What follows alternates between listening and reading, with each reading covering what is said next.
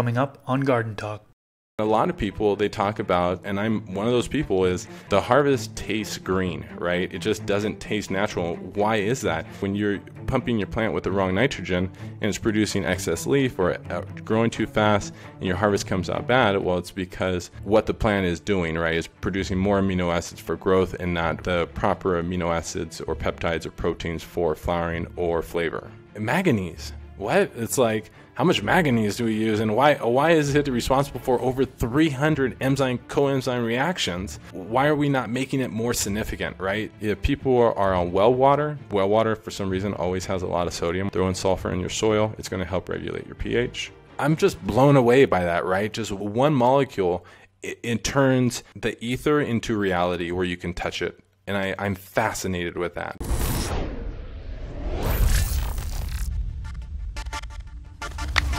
What's up, everybody? If you that don't know me, my name is Chris, aka Mr. Grow It, and you're tuned into the Garden Talk podcast. This is episode number 28. In this episode, I interview Mark Boutwell. Mark is the owner of Perfect Gardens, which is an online hydroponic store that has been in operation since 2009. He also has a YouTube channel where he uploads science-based horticultural videos to his audience of over 25,000 subscribers. In this episode, he talks about some of the essential nutrients for plants. He also touches upon what deficiencies and toxicities look like for those nutrients. And he created a full presentation with pictures for you to follow along. A link to the presentation is in the YouTube description section, so if you're tuning in on one of the podcast platforms, I recommend heading over to YouTube so you can access the presentation link. Big thanks to all of you who support this podcast through Patreon. If you'd like to support, you can do so by going to patreon.com/MrGrowIt. Before we get into it, I want to acknowledge that one of my goals for this podcast is to bring zero cost for information about gardening, all plants, to the general public. That being said, I'd like to thank the sponsors of today's podcast to help make that goal possible. Thanks to Dutch Pro for sponsoring this podcast. Dutch Pro products are now available in several countries across the world. For those of you that don't know, Dutch Pro is a plant fertilizer company that has base nutrients, additives, and pH regulators. They have different formulas of base nutrients for if you're in soil or if you're in hydro or cocoa. They also formulate their base nutrients for if you're using hard water or if you're using RO or soft water. I will leave a link to Dutch Pro's Amazon store down in the description section below, and you can use coupon code MrGrowIt10DP for a discount on their products. Spider Farmer is a sponsor of the podcast. Coupon code MrGrowIt5 will get you a discount on their products. They're most known for their LED grow lights, but they also have other products such as grow tents, inline fans, and carbon filters. I've used their SF1000, SF2000, and SF4000 LED grow lights in the past, and I got some great results with them. I will leave a link to Spider Farmer's Amazon store down in the description section below. And don't forget to use coupon code MrGrowIt5 for a discount on their products. Big shout out to AC Infinity for sponsoring this podcast. AC Infinity is well known to produce high quality products and provide excellent customer service. They have the thickest grow tent on the market today, inline fans with a controller that can automatically turn on and off according to specific set points. They have seedling mats, trimmers, drying racks, and several other products that you can use in your garden. I will leave a link to AC Infinity down in the description section below, and you can use discount code MrGrowIt during checkout for a discount on their products. Alright, now let's get into the episode. And we are back. Welcome to the Garden Talk podcast. Today I'm joined with Mark Boutwell from Perfect Gardens. How are you today? Hey brother, how are you doing today? I just want to say thank you so much for letting me on the channel. I love all your content and I appreciate this opportunity. Yeah, thanks for coming on, man. You have been requested by multiple people. And, when I went to your channel, I knew about your channel probably about 6 months ago, I think, or something like that is when I first found out about your channel. You've been on YouTube for a long time, longer than that. And you have some really detailed videos with, you get into a lot of science. So I thought you'd be a great person to have on the podcast. And we're going to go over the essential elements for plants today. Not all of them, there's a lot of them. So we'll touch on a good amount of them today. And then maybe if the audience requests it, we can do a part 2 with the remaining elements. Mark did a full presentation. It's basically, there's 41 slides 41 slides, and that's what we're going over right now. If you're on YouTube, just go to the description section. It'll be the second link down. I'll put Mark's channel link first, then I'll put the link to the presentation. If you're on Apple Podcasts, Spotify, any of the podcast platforms, I highly recommend that you go to YouTube and click on this presentation and kind of follow along with us, because one of the things in here, as we get deeper into it and start talking about some of the elements, there are pictures of what deficiencies look like, toxicities, and so on and so forth. But first, can you introduce yourself, kind of let us know a little bit about you and how you got into gardening? Sure, absolutely. Just before I start, I just want to encourage people to go down to the description and grab the link. I just like how Chris said, I created a presentation with tons of pictures, tons of things that you could follow along with, and in the future I will expand this presentation to other plants, so you'll be able to do cross references with lots of other plants and not just be specific to one. Okay, so just want to get into family history because in some level I think it's super important. So George S. Boutwell created the IRS. Our family hired the first 4,000 employees and worked with Abraham Lincoln himself. We created the tracking system to track the debt to pay back the centralized banking system with the greenbacks. So moving on with that, my mother and father, Mark and Juanita Boutwell, they were migrant farm workers. They developed the systems and processes for harvesting, packaging, and distribution of lettuce in Monterey County from 1977 to 1989. Production went from 1,400 pounds an hour to over 65,000 pounds an hour in only 12 years. The significant thing about that is the farmers prior to this point couldn't get past 1,400 pounds, and we're talking like a 70 to 100 year span, and they were maxed out. And their thought process was, why try to grow more if they can't harvest it and sell it? So in addition to that, a lot of the reason why we use chlorine on food to extend shelf life is because of my father. It's also the reason why our family, through many conversations, we've acknowledged mineral deficiencies in people overall because of what chlorine does through the microbiology on plants. So I think a lot of this presentation is going to go into the depth around science because it talks a lot about how all these things connect. During the 40-year family span, we also at one point were worth $35 million through construction, fixing and flipping long-term rentals from 89 to 2007. We opened up a family loan office and wrote over $3 billion in loans to homeowners from 2003 to 2007. At this point, I joined the military, 212th Pararescue in 2005 after dropping out of college.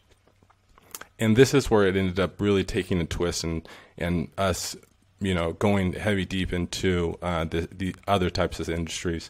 We actually lost $34.75 million in the real estate crash in 2007, 2008. We used the last bit of wealth to open up Perfect Gardens in 2009. At the same time, we started, operated, and got busted the largest indoor grow facility in the state of California from 2009 to 2012. Total operations spanned 1,000 plus lights. The mushroom farm is what we called it, plus we rotated through between 35 and 70 minor operations, averaging 6 to 20 lights per operation. And I grow coached each and every one of these people until standards were met consistently. After that, I started a half-acre grow from December 2013 to 2015, harvested approximately 5,000 pounds before being shut down. Then went on to develop a new industrial water extraction method for large-scale extraction, 1,000 plus acres. Only went into the research and prototype phase, got shut from 2014 to 2018, and then we completed the largest hemp biomass transaction in the United States in 2018. That was 800,000 pounds from Oregon to Colorado. It was a $39 million deal, followed up by a 2-year lawsuit for unpaid commissions. So as you can tell, we've had successes and failures. What I can say is our failures have led to other successes, so don't give up. Want to get into Perfect Gardens real quick. Our vision is I think Canna farmers are going to solve our world's ag problems. Our mission here at Perfect Gardens is we help you grow. Our values is integrity, putting the shopping cart back every time, sustainability, doing our due diligence, and being present, one problem, one solution at a time. just for food for thought for everyone, think about who's growing and who's farming right now. We have grandmas, grandpas, community gardens, canna farmers, and then large-scale corporations. They grow 98% of the food, and they encompass only 2% of the population. Those average farmers that own all that land, their age is between 60 and 70, and they're one heart attack away from dying. I think the most unique thing about the canna industry is that we have created a very inexpensive way of testing the quality of these plants through testing the terpene profiles. And I think by cross-referencing these terpene profiles, we'll be able to examine our ag growing practices and hopefully scale up healthier growing practices as the canna farmers take over the land in the next 10 to 15 years, as obviously the industry collapses. So you have a real long family history here, real extensive, and it goes way, way back. I mean, you started at 1862, and there's a lot of successes in there, some major numbers, and you even included some loss, that tragic loss you had with the real estate crash. But again, you had mentioned that, you had successes and failures. You just got to keep on going, right? And after that big failure that you had in 2007, 2008, I mean, it looks like you had even a greater success, right? So taking one step back, 2 steps forward type scenario. So that's really cool. It's really interesting. And, congrats on all your success so far with that and Perfect Gardens, right? I went to that website there. It's a nice website. You get a lot going on there. So yeah, thanks for that introduction. Let's continue on. I know the next thing up that you wanted to kind of talk about here that's on your presentation is the law of minimum. So you want to get into that a little bit? Absolutely. So there's 2 laws that I think are being overlooked dramatically, and at Big Ag all the way down is the law of minimum. First one, law of minimum states that growth is dictated not by the total resources available, but by the scarcest resource. And I'll give you an example. Let's say you have all the minerals, the best lights, best sun, but you're not watering your plants. Well, at that point, that's the scarcest resource and your plants die. That goes along the same with trace minerals, macro minerals, light, temperature, humidity, everything. So that being said, Mark Twain said, whiskey is for drinking, water is for fighting. Just to give another example, if I may. Please. CO2 is one of those things. Mm-hmm. You could have your environment dialed in, your proper temperature, humidity, everything could be, properly watered. It could have the proper nutrition. The lighting could be dialed in, right? But if your CO2 level is low, your plant's just going to operate at that level, and that's really the law of minimum, right? And again, another example would be you could have everything dialed in with the CO2, but say you don't have VPD dialed in, for example, right? The temperature, humidity, the leaf surface temperature, it'll operate at that lower level. So, yeah, that's something that we don't talk about a lot, much at all, really. So I'm glad you covered that. How about the law of tolerance? Absolutely. So the law of tolerance, and just to talk exactly what you're saying too, I think it's because everyone's trying to sell something, right? And so they're trying to market their thing as being the best thing versus encompassing everything as a whole and as an ecosystem. So let's get into the law of tolerance, exactly what you're saying. So the law of tolerance states that a law stating that the abundance and or distribution of an organism can be controlled by certain factors where levels of these exceed the maximum or minimum limits of tolerance of that organism. So in the extremes, absolute minimum or too much, you have zones of intolerance. Then because these plants are all plants are amazing, they want to grow. They'll do everything in their power to produce. I mean, just don't water a plant for a week and then come back and water it. You'll probably come back, believe it or not. Then you have your zone of your tolerance range, right, where you might just be kind of paying attention, watering every so often, and then you have your optimum range where you're caring about everything: drip irrigation, your microbiology, you're caring about your lights, everything you're saying, and that's your optimum range. The visual that you have here is perfect. It provides a great visual. pH, I think, is one that I kind of want to highlight and talk about for a second. I mean, it shows like an optimum range for a pH. So, generally speaking, I think a lot of people, what they go by for soil pH, for example, for the plant that we all know and love, is for soil pH, you're often said in between 6.0 and 7.0 pH. Now, that might be the optimum range, right? But oftentimes they'll get growers that say, oh, I'm in soil and my pH is 5.8 or my pH is 5.7. I'm like, well, how does your plant look? Plant looks fine. Well, that just goes into your tolerance range, right? So that lower pH, maybe 5.5, for example, down as low as 5.5, is in your tolerance range. Now, you probably won't get optimum nutrient uptake. There could be some issues with slow growth potentially, and so on and so forth. But having an optimum range and then that tolerance range, I think this paints a great picture for a lot of folks. And I see temperatures in there as well. It's the same thing. So, yeah, I'm glad you put this in here as well. I think you gave great examples, actually. I mean, so thank you on that. I appreciate it. How about Yeah, go ahead. Oh, I won't stop sorry. Okay, so the next slide I think is absolutely incredible. If you just to describe it, it's a circle and it has tons of minerals. It's not all of them, just a few of them. And then what I'm doing is I'm showing how all these different minerals correlate, right? And so this is the first time where I want to use some terminology where I think that many industries are throwing things out, trying to confuse people from marketing and to just capitalize on the ROI. And that's fine, but I want to, bring you behind the veil in a sense. So every single time different minerals work together, that becomes a coenzyme production situation. I'm going to show you that in science. So every single time when I say bacteria make coenzymes, so when I say that, I say aids in activating coenzymes, think of this chart, because it's going to explain, oh wow, okay, so all these minerals work together, so when you flip your bottle back in the back and you look at it, and you only have NPK or you only have a couple macro minerals, think about this chart, because what are you missing?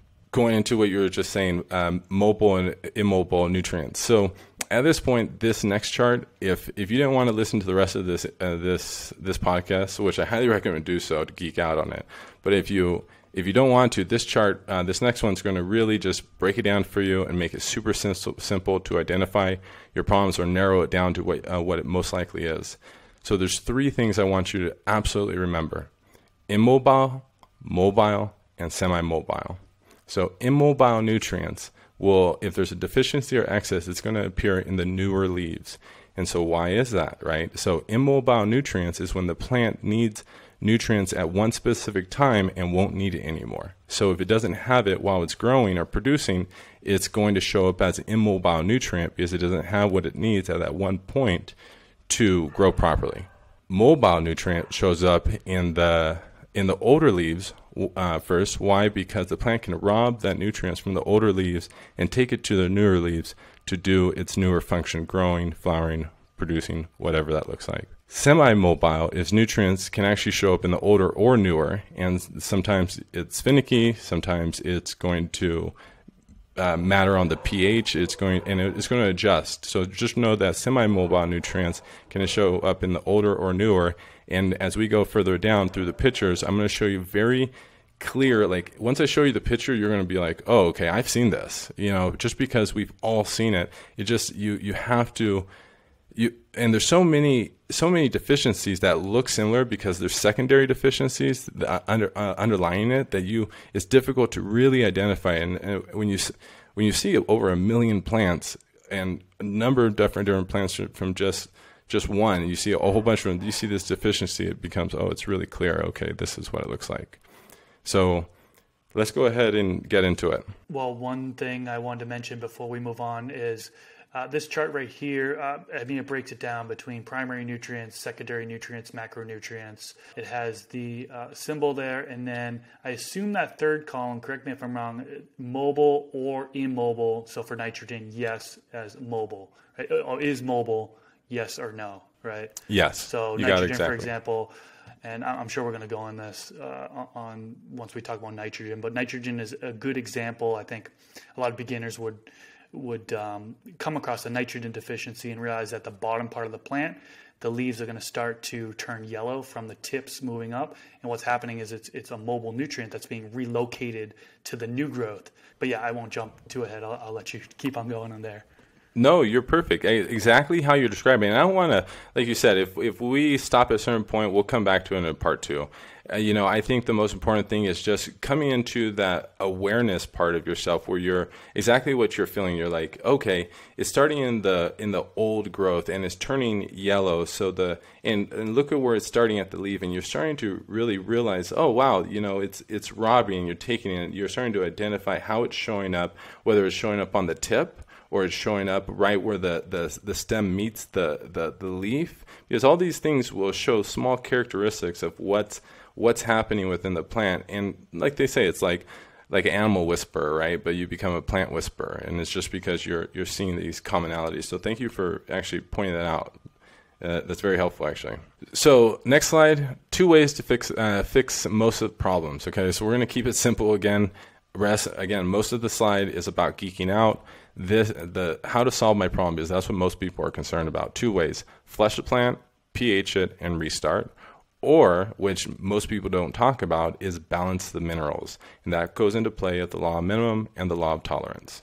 Okay, so let's dive into the first one, nitrogen.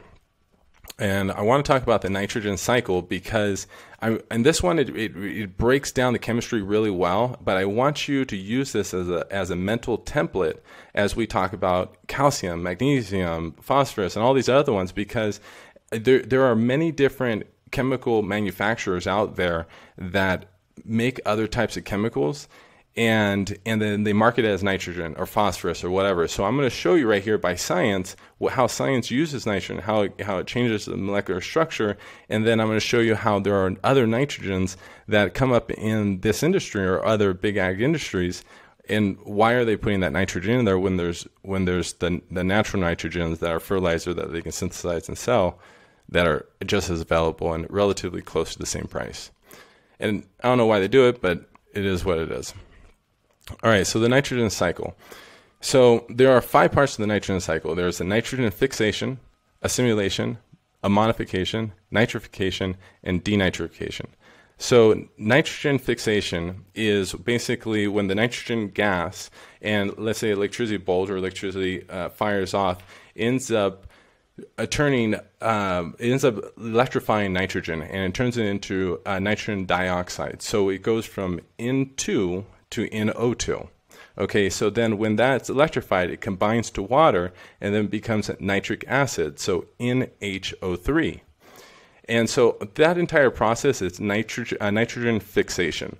So then when it comes down to the ground, the plants can actually take up the nitric acid. That's why things turn green right after, if you're and all that stuff. People know what I'm talking about if they watch the mountains or the fields after a rain. So that nitrogen acid, though, when the bacteria get a hold of it, the bacteria will begin to convert it over into ammonia. And so ammonia is NH3. Okay, and then as it gets assimilated into the plant and the bacteria continue to keep converting it, it turns into ammonium, which is NH4+. And then as the plants take it up and die, or animals die, the fungi actually hold on to the ammonia and convert it into nitrites and nitrates and slowly release it back into the environment. So as the plants take it up, it's assimilation. As the plants die, it's ammonification. And as the fungi hold on to it and slowly release it back into the environment, it's nitrification. And then as the forest is burned down or evaporation happens, then that is denitrification. So these things go back up into the environment. So that's the complete cycle. And so correct me if I'm wrong, but you pretty much explained it here, is that the plant can uptake multiple forms of nitrogen, and that's one thing that's kind of unique about nitrogen from my understanding. So the NH4+, I think you explained that they're able to uptake, and then the NO3-, the nitrate, is what they're able to uptake. Is that correct? To my understanding, they're actually able to take up 3 of them. And okay. This is what the fertilizer industry tries to replace for this process. So it tries to replace the fungi and bacteria, because the fungi and bacteria do the conversion, the coenzyme reaction process, or cation or anions, and we're going to get into that later, the terminology of that stuff. But basically, the fungi and bacteria do these conversions. And so what science does is it removes the fungi and bacteria conversion, and it does it for us. And you'll actually see right over here, and I'll go into the next slide before I go into the other nitrogens that the industry uses. So let's just go real quick into nitrogen. What is nitrogen? Because I think it's isn't described properly. So nitrogen is the building blocks of amino acids, peptides, and proteins. So amino acids, peptides, and proteins are made of organic compounds. So what are organic compounds, right? Organic compounds are carbon, hydrogen, oxygen, nitrogen, and sulfur. Those things are I think become really interesting for me at this point because in science for human beings and plants, there's actually a disconnection of when amino acids become peptides and when peptides become proteins. And so for me, I've had to create my own terminology or my own definition, basically. And so amino acids are basically within 1 to 10, individual acids, and when they come together, they will become peptides. And so those are creations of, again, carbon, hydrogen, oxygen, nitrogen, and sulfur. But then when they combine to a mineral, that's when they become a protein. And so that's my definition. That's something that reading all these different things and all that stuff, I feel like when it binds to the minerals, that's when it actually becomes a protein. So in the nitrogen cycle, there are 7 chemical structures nitrogen goes through, and we talked about that: N2, NO2, NHO3, NH3, NH4+, NO3 negative, and NH2 negative. My question is, why does the ag industry use 4+ nitrogens outside of the natural nitrogen cycle? So they're putting stuff like ammonium nitrate, ammonial nitrogen, and urea, and a number of other different nitrogens. In the other videos, I show you a whole bunch of different nitrogens, and those are NH4, NO3, NH3 negative, N, and CO, NH2 to the second power. So I'm not going to do that every time, but what I'm really just trying to show you guys is that there are all these different types of chemical structures, and there's natural chemical structures that nature goes through these chemical companies can actually use these, or you can just go to the store, look in the back of the bottle, and see what the chemical structure is. And if they're not using the natural chemical structures, put the bottle back, because it's only going to destroy the microbiology. So nitrogen is a mobile nutrient. We already talked about that, so we won't get too heavily into it, but I do kind of want to explain a little bit around excess, right? So if you're giving too much nitrogen, why is that? It's because they're using urea, and so what does nitrogen do? It's amino acids, peptides, and what does amino acids and peptides are meant for? They're meant for the growing part of these things. So that's why the stem will elongate, and that's why the stems will become weak. And it's actually the reason in many cases why this industry sell so much bamboo and support equipment, is because of the chemical. It's like solving the problem because not being thoughtful where the problem got started, right? And so we start to create other solutions to minimize that problem, in a sense. We're talking about too much nitrogen, the plants get really dark green. I mean, to the point where it's fake, and you can tell. I mean, it just doesn't look good.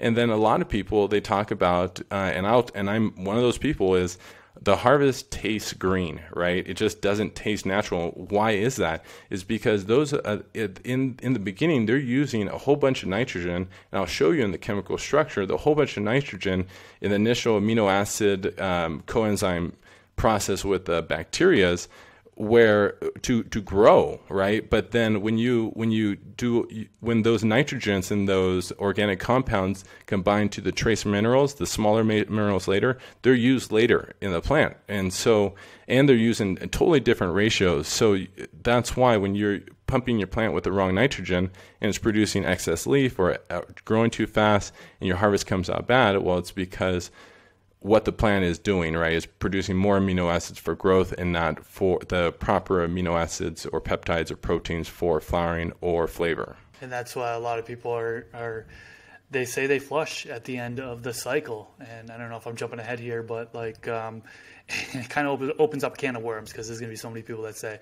oh, flushing is pointless. And then there's going to be people that say flushing is a must, you know. And I think you hit the nail on the head here, the excess nitrogen. And I know there's been studies that came out, and I actually did a video on a study that came out on flushing. And one of the things that I had said as kind of my thoughts is that I like to see that fade in the leaves. I like to see that senescence, you know, because I also felt like I've had plants where it had excess nitrogen in it, and I did have that taste. So I personally do look for that fade to happen. Now, whether or not I have to flush the plant, it depends on if I'm seeing that fade or not. But yeah, I'm glad you brought that up as far as the harvesting tasting green due to excess nitrogen, because I personally felt like I've encountered that before. I actually love you brought the whole flushing topic up for just a second, because it's really funny, right? You have a polar complex going in the industry from flour to extracts, right? So, and this is everything. It doesn't matter, you know, whether you're in the sugar industry or whatever. You know, it's about harvesting and then packaging it up as tight as possible to sell it to the end consumer, to be reinfused into other products and sold even again. The point to this is that the flushing process, and I really loved what you did with that, because it actually helps me even think a little bit more about it. And I don't know if you thought about this part, right? So when you take the end product and take it to the extraction team, what was their issue with it, right? Too much chlorophyll in the extraction process, which made the extraction process much more intensive to get to that end product as well. So when you're flushing, you're actually starting the degradation process of the plant earlier. And in addition to that, the plant needs nitrogen up to the point to the end of flower to keep doing the amino acid reactions to produce terpenes. So and the damage that was created through using the wrong nitrogens in the beginning, it's already been done. You know, it's like the product's going to, I don't want to say the product's going to be bad. It's just the product, the plants didn't have the right nitrogens to produce the right coenzyme reactions with the other trace minerals, and not enough time was there to produce those other terpene profiles, right? So you're kind of hitting it on both sides. You're hitting it on the nitrogen, forcing it to grow, which you're getting more starches and more of that, and then you're also hitting it where the plant doesn't have the other trace mineral coenzyme reaction time to get to the point where it's capable of producing the higher terpene profiles. Super interesting, for sure. So we'll go into the next one. So a lot of people go right into the NPK. Nope, I'm going into the building blocks of the plant. So the next one is the benefits of sulfur. Sulfur is another organic compound. A lot of people are just going to say this stuff. You'll see this stuff on the internet, and right here we're going to explain it. So the amino acid it helps with amino acid formation. So we're talking about those 5 organic compounds needed for amino acids and for peptides. And then when do they become a protein? Is when it attaches itself to the other minerals. And I'll show you this in a little bit later. So enzyme and vitamin development, we already talked about that. Law of minimum, law of tolerance. So I think this is also a big marketing thing. Everyone's saying fulvic acid, humic acid. Well, fulvic and humic acid are normally composed of amino acids bonded to sulfur. So that is getting behind the veil. You know, so don't get caught up in and where this plays a part is where they got their raw materials and where they did their extraction. That's where it makes a good humic or fulvic acid product, is where their initial raw material is starting and their extraction process. So sulfur helps complete incomplete chemical reactions, whether by nature, so using meals like bone meal, blood meal, or a synthetic chemical. So if you are this is where, again, if you are growing outdoors and you amend your soil with a little bit of sulfur, and you're using a man-made nitrate, that sulfur is actually going to help with the chemical reaction to revert it back to a natural nitrogen. It just takes time, and time is, with short crops, is not good. Sulfur lowers the pH in soil. So tip here, if people are on well water, and well water for some reason always has a lot of sodium, or anyone that is tapping into water with high amounts of sodium, throw in sulfur in your soil. It's going to help regulate your pH. Sulfur is needed in seed production and photosynthesis for the nitrogen fixation, right? So this is now where it's getting a little more complicated or complex in the whole chemical reaction part. This comes into play when you balance the sulfur and nitric acid equation. You end up needing a lot of nitric acid to balance one molecule of sulfur. During this balancing, the bacteria have time to convert it from ammonia NH3 to ammonia nitrogen NH4+. So the amount of time it takes for the nitric acid to become stable is the same amount of time it takes for your bacteria to convert it. So tip here, this is where mycorrhizae fungi are beneficial in soil to increase sulfur content, because fungi holds onto sulfur waiting for rain. That is why you will see mushrooms right after rain, and is why your fungi colony is so important. It's a semi-mobile nutrient, so we'll look to the newer, later, older growth. Again, go to the presentation. You're going to see pictures that it's almost impossible for me to describe. Although the lime green is just so clear when you see it that it's just going to pop out at you. So go to the slide and check out the pictures. It's one of the best ways I can recommend to do so. What do you think about it? Yeah, and you guys can thank Susan for not allowing us to post the pictures on YouTube. Susan's the CEO of YouTube. It would get flagged and blah, blah, blah. So, yeah, these pictures you have on the slide, I mean, pretty straightforward. You see it on the newer growth there. The yellowing, it looks like it's coming from kind of like the stem there upwards to the tips. So you can clearly see yellow and then the green on the tips. One more additional tall tale is there are 3 deficiencies that have purple characteristics, and sulfur is one of those deficiencies, which creates a purple characteristic in the stems, veining in the stems. A lot of people don't notice it, but it's one of those things where a lot of people are like, hey, do I got a purple strain going? Yeah, when they're actually running into a deficiency. Purple stems, I mean, that's a whole can of worms there. I know there's so many different reasons for that. I heard nutrient imbalances was another reason for that, but I haven't heard that sulfur in particular, which that's pretty interesting. Well, you just said it right there, a nutrient imbalance, right?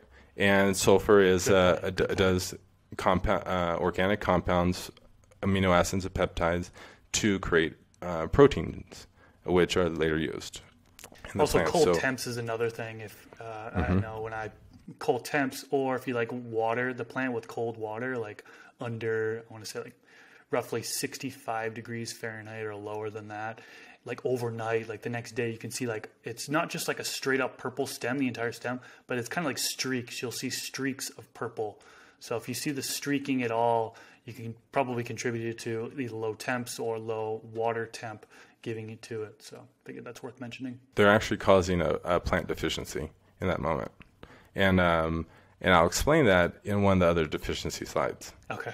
Yeah, it's really funny. You know, I was caught up in the same thing, right? It's like, oh, throw on the ice, and then I'm thinking like, whoa, we're growing way too big. I cannot recommend all my growers to get all this ice and put it on the plants. Does not make sense. And then you start digging into the thought process behind it, and you're like, oh, actually, I'm creating a plant deficiency right here, and it goes into. We'll go into it in a few minutes. Benefits of phosphorus. So phosphorus, root growth, flowering, and seeding. Why? So photosynthesis collects the sun and carbon dioxide to produce ATP, right? So adenosine triphosphate plus oxygen. ATP will attach itself to 3 phosphate groups to become a sugar. So right now we're talking about amino acids, peptides, proteins, and this is when it becomes, in my viewpoint, a protein. So that science is a C10H16N5O13P3, and this is a coenzyme reaction. People might argue with me on when I'm using this terminology properly. Again, I didn't read the books. I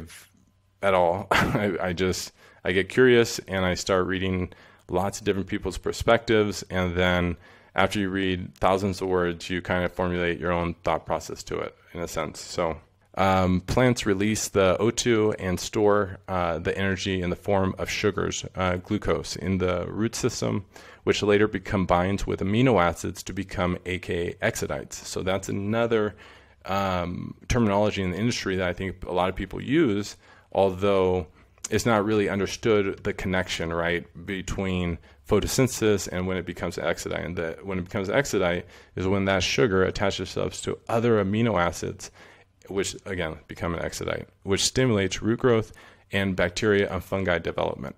It stores the energy in the roots for nighttime growth. Obviously, nighttime growth is optimal for plants to grow, and roots are the storage, the battery for them in my how I look at it. Photosynthesis gets shut down dramatically without phosphorus, and we explained why ATP and the triphosphate groups and all that. So deficiencies. Phosphorus is actually another one that has purple characteristics, different from magnesium and sulfur. So those are the other three. Phosphorus, magnesium, and sulfur have purple characteristics and deficiencies.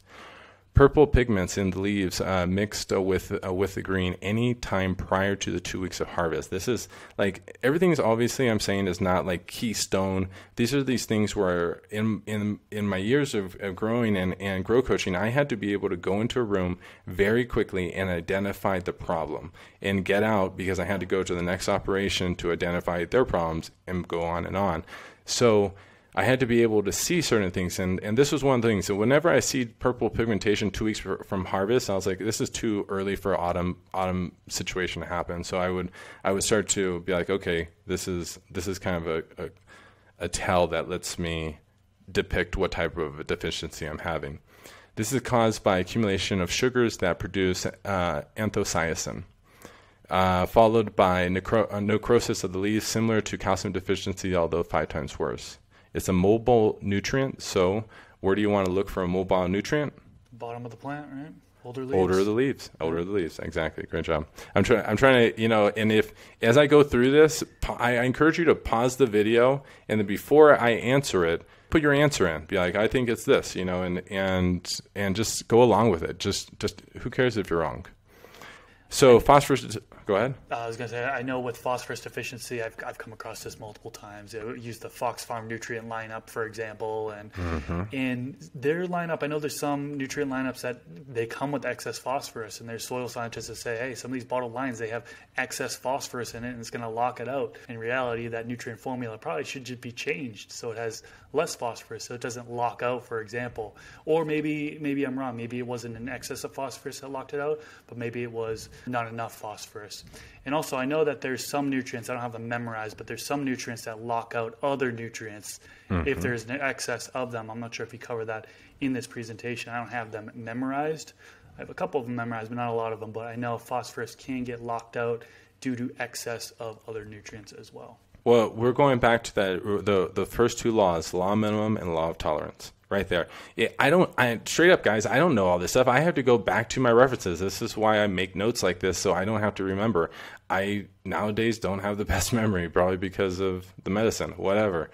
But that's why I take really diligent notes, so I can go back, share it with someone else, and and we have the confidence together that we're solving the problem together, and we can reference it in other ways, because that's the situation with growing, right? Is you have a certain amount of time to do your best to bring in that crop.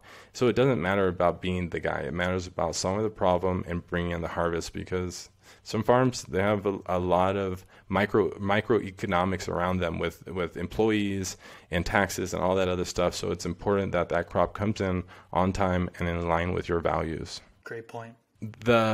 So this is the purple pigmentation, right? And that everyone's seen it. It's so clear, and it looks like autumn. It looks like autumn, but it's not. And you'll notice it. Benefits of potassium. So aids in photosynthesis and food formation. helps convert sugars into starches. So this is also another big thing. So we talked about nitric acid. The plant takes it up a little bit there. Then we talked about the amino acids, and we talked about it converting into ATP and sugar. But the plant actually only can use a little bit of that sugar. It actually has to convert it into starches for later use. And we're talking about the batteries in a sense. So the starches are stored in the root system for long-term use. Increases root growth and improves drought tolerance by building cellulose and reducing weak stems. So when you put your hands on the plant, that's cellulose. Okay, and so just like anything, think about going over to the beach with a really thin cooler, right? And you have a very thin cooler. Well, all the ice is going to melt fairly quickly, but you have a really nice cooler that has a great insulation layer. Well, your ice is going to be in there just about all day long. And you'll be able to feel, refreshed throughout the whole day. And that's the same thing with this plant. By building that, building up the cellulose, the plant's able to not evaporate as much water away on hot days. It maintains turgor pressure, reduces water loss and wilting. So turgor pressure is the pressure of the water within the cells, and yeah, so more water pressure, and it's going to fill up and it's going to stay in there versus once again being evaporated away. It increases protein content of plants, which are organic compounds, amino acids bonded with minerals in water.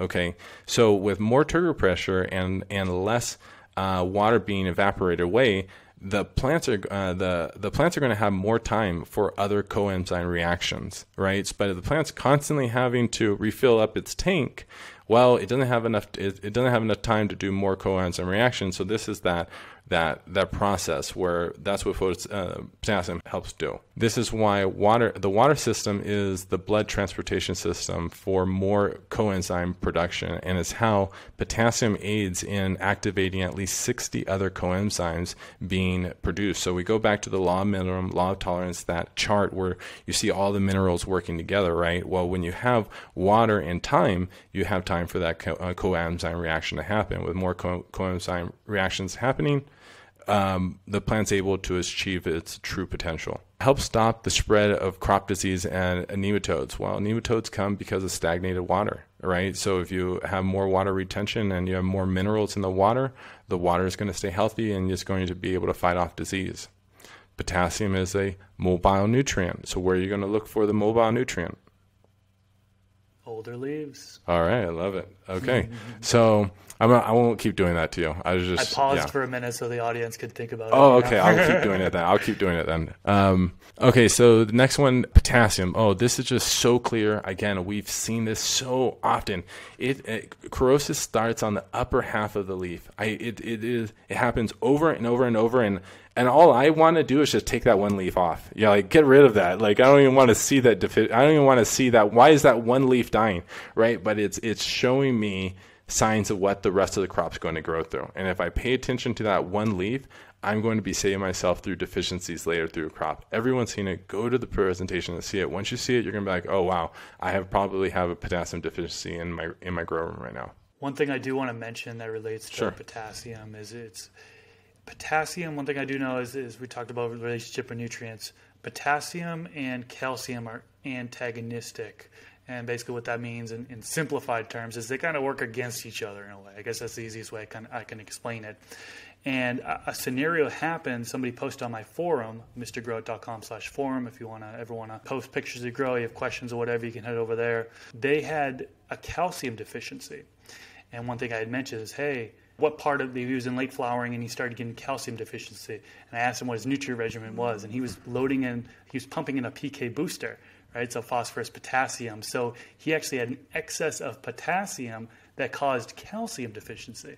Mm-hmm. So that was super, because he was feeding CalMag normally like he would. He's like, why do I have a calcium deficiency if I'm feeding it in?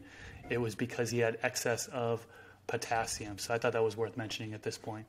And right what you just said there too, I won't dive too much into it, but that is a question and something that is brought up in the topics. Is a lot of people are like, oh, should I not use calcium, magnesium toward the end of flowering, right? And so to each is their own, and NPK, and that's what we're discussing, right? The K, and the K is known for flowering. And so right there, you're just saying the potassium and the calcium are contraindicated in a sense at times. So, and when is calcium used, right? Calcium is used. What is calcium? We didn't get into it, but calcium is an immobile nutrient. So it's used in the initial construction of the plant. So as you get into the flowering process, why do you need to construct more of the plant? At that point, you need to allow that the other coenzymes to take place, because at this point, the immobile nutrients, you need other immobile nutrients to start doing their job in the plant, not the calcium, in a sense. I was going to say I wasn't going to get into it, but then we got into it. So, magnesium. Magnesium is. I love this topic. I think this is one is where it was when I finally got my head around. I was like, right. It was just like, okay, I get it. I understand.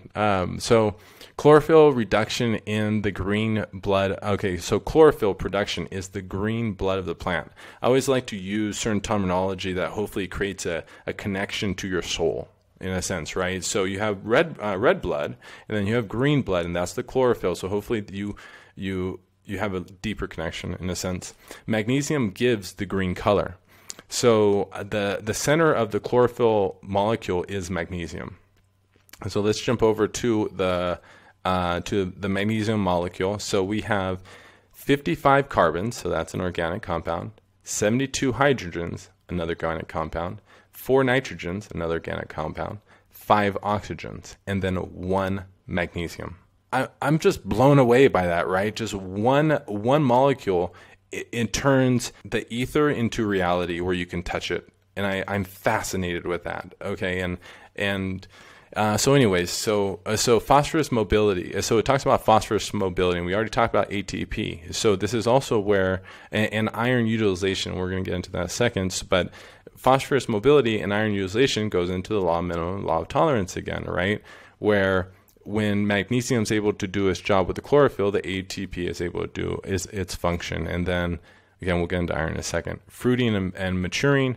So if you want to use a rock-based magnesium supplement, look for lignite. It's potassium, sulfur, and magnesium. And look, right, this is how these minerals are combined together in nature, naturally. That's where, again, I'm fascinated with that, right? You have these things in nature. It's like, okay, this is what you need, use it, and this is everything you need for this stage. Or you can use Epsom salt, which is magnesium sulfate. Both of these will actually still help, and they will not interfere with your microbiology. Okay, if you get out, and we're talking about the different chemical structures, there's other chemical structures than magnesium that the chemical suppliers try to sell you. So again, look to the back of the bottle and look at what type of Epsom salt or magnesium is in there, and look at magnesium EDTA. That's another chemical structure for an example. So magnesium is a mobile nutrient. So where are you going to look for the deficiency? Older leaves. I love it. All right, so magnesium actually shows up as a secondary deficiency quite often. In times it was actually difficult to find a really great magnesium only deficiency, but I was able to find one picture. It normally will show up with a calcium deficiency or something, or a sulfur deficiency, and that's why you'll have different products where it's a mag sulfur or magnesium calcium product fused together. The magnesium sulfate can be used as a foliar. I don't think a lot of people know that. So it'll kind of hit your plant faster in a sense if needed. So if you are coming across a mag deficiency, consider magnesium sulfate as a foliar feed. Absolutely. I love that. That's where you get we were talking about earlier, right? What is the most unique thing about the cannabis industry, right? We have developed an inexpensive testing process to test the quality of this product. And if we take time to actually go back to the growers that are getting 4% terpenes on the plant and ask them what they did, we're going to be able to identify their growing practices and how we should probably start to implement those growing practices into large-scale agriculture. Because the terpene profiles, you only get to, and I hate to use the word only, but I'm going to, and you can unsubscribe to my channel because I used it, whatever. But the only way you're going to get to the highest 4% terpenes and above that on the plant went through the testing is with all your microbiology going. Plain and simple. That's my viewpoint.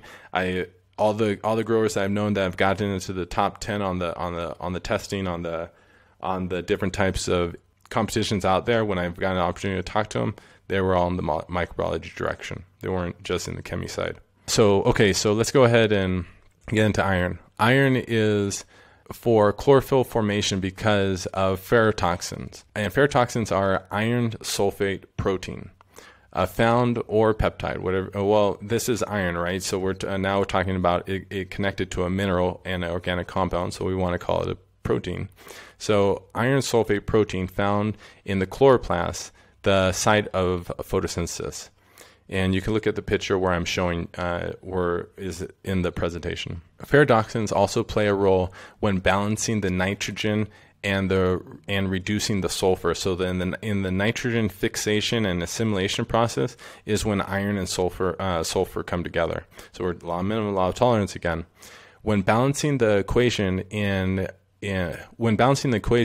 it increases oxygen, because when you balance the equation with sulfur and nitric acid, the final math, and I won't get into the math, but basically what it means is you have 1 sulfur, 6 hydrogen, 6 nitrogen, and 18 oxygen molecules. And that's why your oxygen content will increase when adding in iron. So we're talking about a trace mineral. So if you're using like the vortex thought process, and you're agitating your water, or just putting a bubbler there and agitating your process, well, we're talking about the oxygen carrying capability of your water even. And so by having the proper trace minerals in your water, which I'm always talking about a product called Drops of Balance, it has 34 plus trace minerals, and it's the foundation of sulfur, of how all the minerals are placed and makes it water soluble. But going back to the slide, cell division and growth is because of chlorophyll. This is why I consider iron the father and sulfur the mother, is because you have cell division, which is, production, and then you have growth, which is the nurturing process. This is how I try to remember the minerals, and how I create a healthier relationship with my plants and the minerals that I'm using to feed my plants and then one day feed my body. Tip: bone meal is a great source of nitrogen and iron for soil growing, because the blood cells are the exact same chemical makeup of chlorophyll, except the center molecule is iron. So it's 55 carbons, 72 hydrogens, 4 nitrogens, 5 oxygens, and 1 iron molecule. And that's why bone meal has iron supplement. Iron comes up and shows up at times as a sulfur deficiency, and it looks at it. How I would encourage you to look is at the tips of the leaves. At times you'll see green in between the yellowing as well. And once again, go to the PowerPoint presentation. You're going to see a really great example, and you're going to see within the leaf there's spottiness, right? You're going to see some really nice green, and then you're going to see the yellowing, and it's not going to be like a nice flow of lime green. Once again, go to it. You'll see what I mean. When you see it, you'll be able to identify it from that point on. One thing to mention that I want to add, particularly for new growers that don't know this, is new growth is going to start as yellow and it's going to turn to green. So oftentimes, and I get this a lot with beginners, their lights will just come on for the day, and then they'll open up their tent and they'll look and they'll see, oh, I got a iron deficiency, or I have a sulfur deficiency, because it looks kind of similar to where there's yellowing starting at the base and then going up towards the tip. So they think that they have some sort of deficiency, when really, like an hour or 2 hours later, all of a sudden the leaf is green there. So new growth, like overnight, for example, when your lights are off, it's not producing that chlorophyll to make the leaves green. And it just takes a couple hours for that to happen. But if you just turn on your lights and you see what looks to be an iron deficiency, just remember that new growth starts out as yellow, and it should turn to green within a couple hours or so. And again, I love that you said that, right? It's because the plant's growing faster than what it can produce on other coenzyme production. Right, so because iron is a semi-mobile nutrient, it's able to keep moving and keep to the newer growth as it grows. And that's exactly what you're describing right here. So I love it. Calcium. Calcium. That. Okay, so benefits of calcium: formation of cell wall and cell membrane, builds soil structure. When you use it builds soil structure when you use seashells or bone meal. And just to give more marketing, it's either seashell. If you're using seashells, limestone, diatomaceous earth, those are all the same exact thing. Okay, chalk. There's just different marketing names to sell them under different industries. And yes, there's some binders and different. Look to the process, how they're processing their material. That's the key to getting a great source of material of anything. This feeds the microbes, which holds the soil together. Calcium nitrate is a synthesized chemical that I actually would be fine using. It's NHO3, and if you go back to the nitrogen. If you go back to it and you see where it's derived from, it is limestone derived from nitric acid. Okay, so limestone I'm good with. Nitric acid is the acid in the natural nitrogen cycle. So I would use calcium nitrate. And there's actually brands I'm going to recommend at the end of this video that have been very thoughtful around this. Even if they're using synthetic fertilizer, they're actually using fertilizer only in the natural pathway that microbiology converts their stuff into. So, give you another example: calcium glucosinate is a synthesized chemical, will not feed microbes, and in fact will shut them down.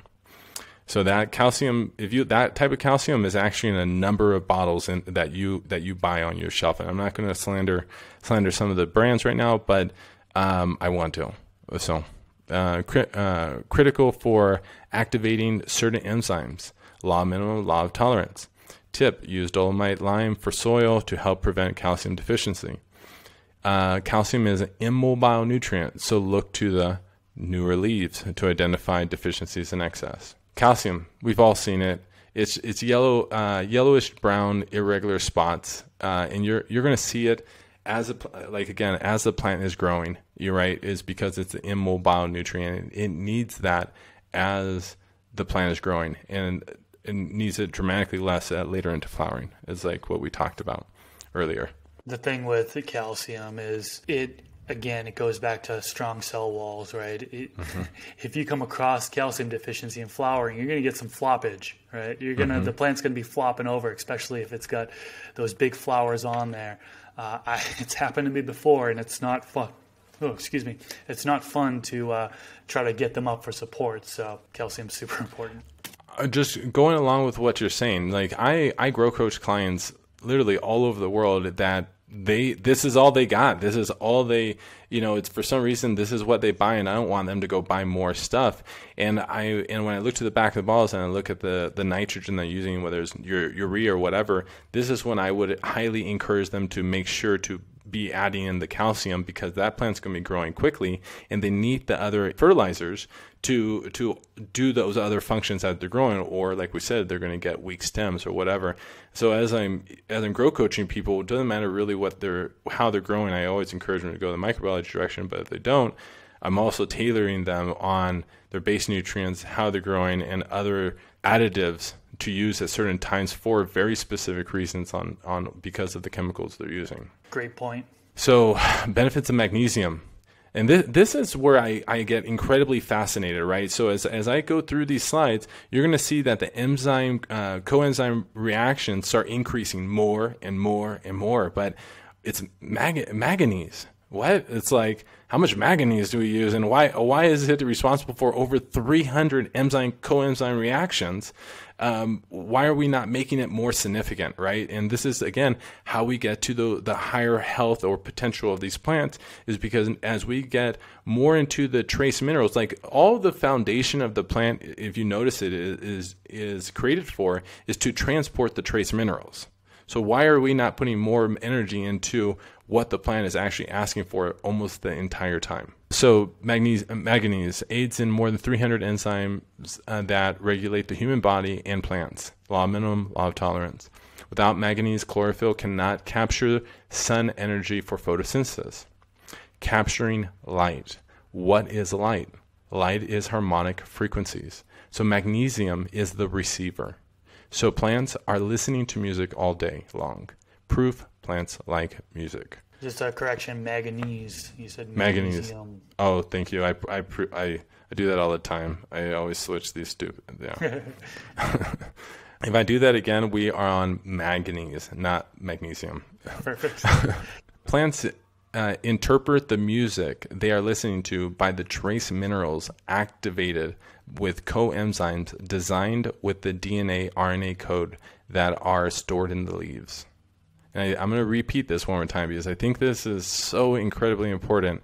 You know, when light hits the leaves, it creates a prism, right? And when it reflects off, what is that harmonic frequency? And minerals are gemstones. They are the prism that the light reflects through. And if your plant doesn't have all of the trace minerals that are you're capable of providing to the plant, that prism isn't going to be a full spectrum in my viewpoint. And the light intensity and all the different types of light that come off the sun is crazy intense. Like, we only see this like tiny little speck of spectrum of that we can see when the sun is actually like let me go back. It's like that big, you know what I mean? And we only see this little amount. And so I'm always thinking, you know, with all these trace minerals, is the plant capable of capturing all these a number of other light spectrums that the sun emits? Because the sun wouldn't emit those spectrums onto our Earth if it wasn't for a purpose. You know, I'm not trying to get in religion or any of that stuff, but I do, in some level, think that we're in this divine system that is created for us, and everything has a purpose. And every single time someone tries to dismiss us or dismiss our reason for being as just being random, I don't even want to talk to that person. So whatever. Not whatever, but you know my point. Moving on. I wonder what phosphorus, and this is my point to this, right, is I wonder what phosphorus and calcium sound like to microbes. Trace minerals actually play a larger role when we are than what we are led to believe. I don't know if you've ever talked about Immobale's work on water and holding energy. No, I haven't. Immobale's work on water is all about capturing the energy that we emit off of our bodies when we're saying love or we're saying hate.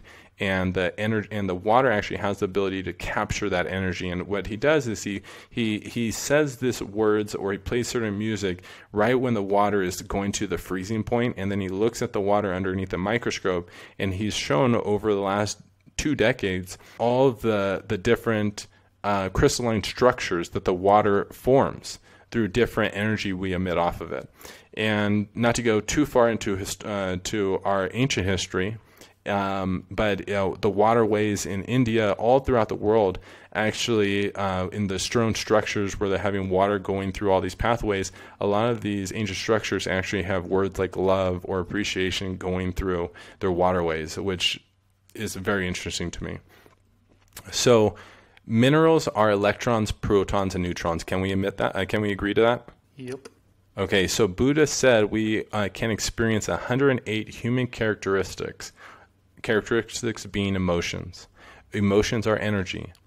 My hypothesis is that there is one mineral associated with every human emotion we're capable of interpreting on this human plane. So my theory is that there is 108 total organic compounds / minerals, and as our technology gets more sensitive, we'll be able to discover them. And right now we're roughly around the 90 range. So going back to manganese. So manganese is an immobile nutrient. So look to the newer leaves for deficiencies and excess. Manganese, one of the best ways, I think, very often I think people will be like, oh, I'm dealing with the calcium deficiency, but it's different. Like the spots appear different on the leaf than a calcium deficiency in my viewpoint. It's just a slight, I don't know. It's just slightly different. And when you look at the picture, you're going to see exactly what I mean. And you're like, oh yeah, I noticed that. I know exactly what it is. It's definitely mistaken a lot for calcium deficiency, that is for sure. I've come across manganese deficiency just a small handful of times, to be honest. One time in particular that I can remember is being in cocoa, and my pH was a little bit too high. And, you know, we have those pH ranges where nutrients are uptaken at different pH ranges, and it was just out of that range. And so I saw manganese deficiency. So, yeah, this picture I think is pretty good. You can definitely, looking at this, you can kind of see that there is a clear difference between this and calcium deficiency. Because, there's like a little bit of yellowing in there as well, right? Mm-hmm. And in addition to what you're saying, also, I've actually noticed this deficiency come up more when using the Foxfarm line. I don't mean to slander it, but again, I grow coach. This line is around the world. I've made at least 30 videos on Fox Farm, and you can read all the threads. I got a couple growers that wanted to use up their nutrients, ran into this issue. So that being said, let's move on. All right, moving on to the next one, which is copper. Benefits of copper. So copper is a metabolic catalyst, and so it actually helps speed things up. That's all a catalyst is. So it helps the catalyst of photosynthesis and the respiratory, and that is why it increases sugars. I think this is where a lot of the industry thinks that sugars is it is part of it, but they think that they want to provide sugars to increase the taste, and that's actually not how you increase the taste. When you add in more cane sugar and other stuff, you're jacking up your bacterias, and you're shutting down your fungi, and that's also goes back into the law of tolerance. This is actually how I actually know if the nutrient line knows what they're doing is when I see them saying higher terps or something like that, and I turn to the back of the bottle and they have copper in there, I'm like, okay, this nutrient line kind of knows what they're talking about, because copper aids in enzyme production. All bacteria are capable of producing different coenzymes for every mineral that exists in the soil. So you have billions of bacteria, millions of fungi, and all those bacteria can produce different coenzymes. What do copper enzymes do? They intensify color. Why? Because with more minerals that become bioavailable, more of the music can be interpreted by the plant. Improves flavor. Flavor equals terpenes, because with these specific coenzymes, your plant can now produce a higher terpene profile. Copper is a semi-mobile nutrient, so it's going to appear in the newer before the older, and it's very distinguishable. Look at the picture. I mean, you'll know what I mean. And this picture, they're even going through a nitrogen deficiency with it, in my opinion, because of how fake the green is. And even when you look at the flower development, it is underdeveloped. And I'm probably looking at a 7-weeker right there. Yeah, probably a 7-weeker. Do you mean nitrogen toxicity? Nitrogen toxicity, thank you. Okay, not you deficient. said nitrogen deficiency. Yeah, nitrogen toxicity, like you mentioned before, the dark green leaves, I see that as well. And then you can see the outer edges yellowing, so the chlorosis there. So, yeah. Exactly. So we didn't cover all of the essential nutrients here in this video. Definitely want to save it for a part 2 if the audience demands it. If you demand a part 2, audience, we'd love to have you comment in the comment section below. Let us know you want a part 2, because we've, I think, a little bit less than half the amount of essential nutrients we covered today. Yep. So we could really do a part 2 and cover potentially the remaining amount of essential nutrients. So if you want a part 2, let us know down in the comment section below. Yeah, let's move on to what do you got next? Okay, just a solution to the problem. And this is the one product I would actually say is a game changer. I can almost guarantee you will not find another product like this in the industry. I know you've heard that before, yada. But I guarantee you will probably not find this product out there. $25,000 have went into verifying the science of what this product does, and it's called drops of balance. And so we'll go back to the law of minimum real quick. It states that the growth is dictated not by the total resources available, but by the scarcest resource. And we already gave the example, right? You can have all the minerals, but if you don't have water, your plants die. Same thing goes with the trace minerals. Of course, we have the basics, water, light, all those other things. So what is going to create more coenzyme reactions, even if you're not using microbiology? And it goes into the trace minerals, the things that people are not discussing, because the science isn't there really and the technology isn't there to create sensitive enough technology to actually identify the minerals and their compositions. It's really interesting. The science actually is, Japan is 15 years, 20 years ahead of us on water science. So drops of balance. Drops of balance is 34 plus negative ionic trace minerals, sulfated trace minerals. It cleans over 2,500 plus man-made chemicals, so it reverts them back to sulfated minerals. And that's at a 4 ml rate for drinking water. I'm going to talk to you guys clearly if you're going to use this for growing. It's at a rate of 1 ml per gallon. So let me say it again. For growing, is at a rate of 1 ml per gallon. So the 8-ounce bottle will be good for 240 gallons of water. The 16 is for 480, and the 32 ounces is good for 1,000. You need more than that, hit me up. And yeah, let's go into the next one. Law of tolerance. The law stating that the abundance or distribution of an organism can be controlled by certain factors, where if levels of these exceed the maximum or minimum limits of tolerance of that organism. Once again, going back over into the chart, I circled just a couple of the ones we covered today. Look at all the other ones we didn't, and this is just a very small list of the minerals that we could. So we can actually create a part 2, 3, 4. And this is where I want to put a lot of my energy next year into. The approved brands by Perfect Gardens is Gaia Green. I love their brand. I love their processing, how they extract. They're thoughtful around what they do. I like their brand. Earth Dust, Nectar of the Gods, Down to Earth, Drops of Balance, NPK nutrients raw if you're in hydroponics. Recharge, Extreme Gardening. They make a great product on Extreme Gardening, the Azos and the Mycos. They're simple to use, throw it in, and I've always got great products off of them.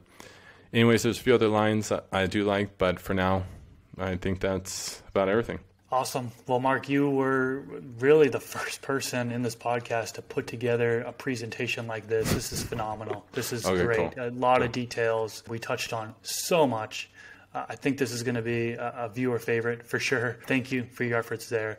Tell us, where can the listeners find you, and what do you have upcoming in the future? Well, you can find me definitely at YouTube at perfectgardens.com. My goal is to get to one grower at a time and seed their mind with healthy thoughts on growing practices. So I'm really not putting my attention to large scale anymore. I think it's the wrong direction of this industry and where it's going. And I think because of the collapse and all the land that's going to become available, I think the best place where I could put my time is with a one-on-one basis. You can also find me on perfectgardens.com where you can buy some of the materials. You don't have to, not necessary. And also hit me up at admin.com if you do want consulting on a larger scale. I do offer it.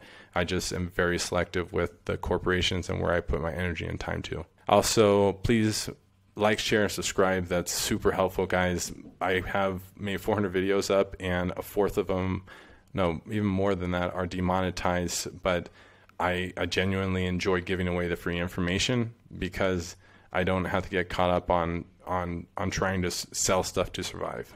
Took the words out of my mouth as far as liking it, subscribing if you haven't already. I will leave a link to Mark's YouTube channel down in the description section below. And yeah, if you're on Apple Podcasts, Spotify, leave a rating and review. We're coming up to 100 ratings and review, or actually I think we just passed 100 ratings and reviews. So thank you to everyone who has left a rating and review. And don't forget to share this podcast. If you know somebody who would benefit from this information, share it. There's been a lot of people sharing on Reddit lately. Thank you for that. Facebook groups, forums. There's just so many places where you can share it. And thank you to everyone who shares this podcast. Mark, once again, thank you for coming onto this podcast. This is something that I'm going to be watching over and over again because the information here, there's so much of it. So thanks. And hope you enjoy the rest of your day. Thank you, Chris. Appreciate you. And have a great grow, everyone.